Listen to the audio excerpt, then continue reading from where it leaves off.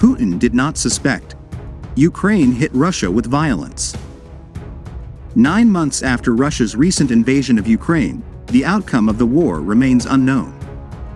Russian forces seem unable to capture Kyiv or much of the country. Ukrainian forces have had 3 months of success on the battlefield and may make further strides in retaking territory. Wars can be protracted, and neither side can find a decisive breakthrough in the short term.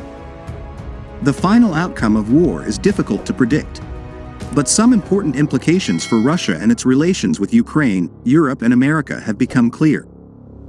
The war was a tragedy for Ukraine and the Ukrainian people, but a military, economic and geopolitical disaster for Russia.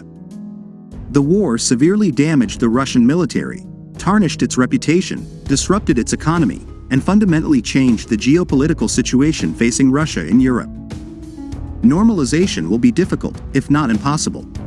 This latest stage of hostilities between Russia and Ukraine began on February 24, 2022, when Russian President Vladimir Putin ordered his armed forces to launch a large-scale, multi-pronged invasion of Ukraine. The widespread offensive, which Putin described as a military special operation, was to make Moscow's goal to quickly seize Kyiv, possibly overthrow the government, and occupy his 2/3 of the eastern half of the country.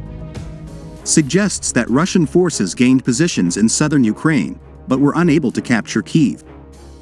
By the end of March, Russian forces in the north had withdrawn. Moscow has declared a new goal of capturing the entire Donbass, comprising the Luhansk and Donetsk provinces, regions, already about 35% occupied by Russia and Russian proxies in 2014 and 2015. After 3 months of heavy fighting, Russian forces occupied most of Luhansk, but made little progress in Donetsk, and the front appeared to stabilize by August. In September, Ukrainian forces launched 2 counterattacks.